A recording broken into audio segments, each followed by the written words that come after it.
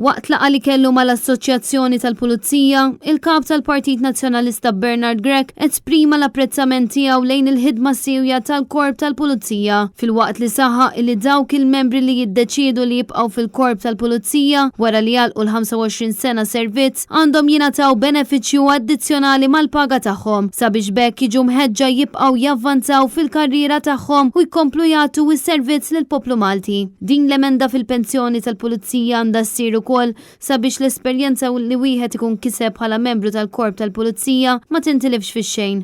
Id-Deputat Nazzjonalista Beppe Fenekadami żied jgħid li din l-emenda diġà kienet tresqet fil-programm elettorali tal-Partit Nazzjonalista tas-sena 2017 iżda qatt ma daħlet fis-seħħ. Mid-dejta miġbura minnu jidher li bħalissa l-membri tal-Korp tal-Pulizija jammontaw għal 2300 persuna. Jidher ukoll li fi żmien 3 snin madwar 300 membru tal-Korp tal-Pulizija jkunu għalqu l-25 sena servizz u għalhekk jekk persentaġġ tajjeb jibqgħu jaħdmu fil-Korp tal-Pulizija madwar 10% tal-korp ikun magħmul minn membri li jkunu għalqu 25 sena servizz. Għalhekk din l-emenda hija partikolarment importanti u għandha tiddaħħal minnu fih. Preżenti għal din il-laqa mill-MPA kien hemm il-President Alexander Xkembri, is-Segretarju Ġenerali Marlon Healy u s-Segretarju Eżekuttiv Neville Merċieqa.